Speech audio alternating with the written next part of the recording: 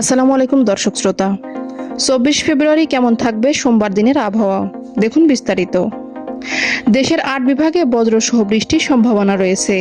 একই সঙ্গে দিনের তাপমাত্রা সামান্য বৃদ্ধি পেতে পারে। সোমবার রাত 8টা পর্যন্ত দেওয়া আবহাওয়া অধিদপ্তরের পূর্বাভাসে এসব তথ্য জানানো হয়। প্রিয় দর্শক, আমার এই ভিডিওটি যদি আপনার ভালো লেগে থাকে তাহলে লাইক, কমেন্ট ও শেয়ার করতে ভুলবেন না।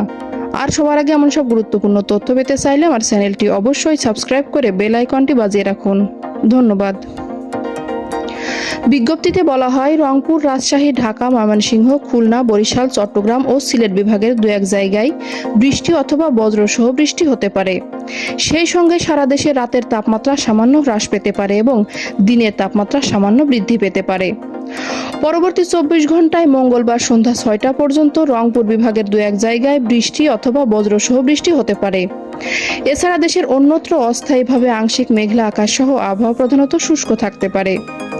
সেই সঙ্গে সারা দেশে রাতের তাপমাত্রা সামান্য হ্রাস পেতে পারে এবং দিনের তাপমাত্রা সামান্য বৃদ্ধি পেতে পারে। আগামী বুধবার সন্ধ্যা 6টা পর্যন্ত অস্থায়ীভাবে আংশিক মেঘলা আকাশ সহ সারা দেশের আবহাওয়া শুষ্ক থাকতে পারে। সেই সঙ্গে সারা দেশের রাত এবং দিনের তাপমাত্রা প্রায় অপরিবর্তিত থাকতে পারে। আগামী 5 দিনের মধ্যে রাত এবং দিনের তাপমাত্রা বৃদ্ধি পেতে পারে বলে জানিয়েছে সংস্থাটি।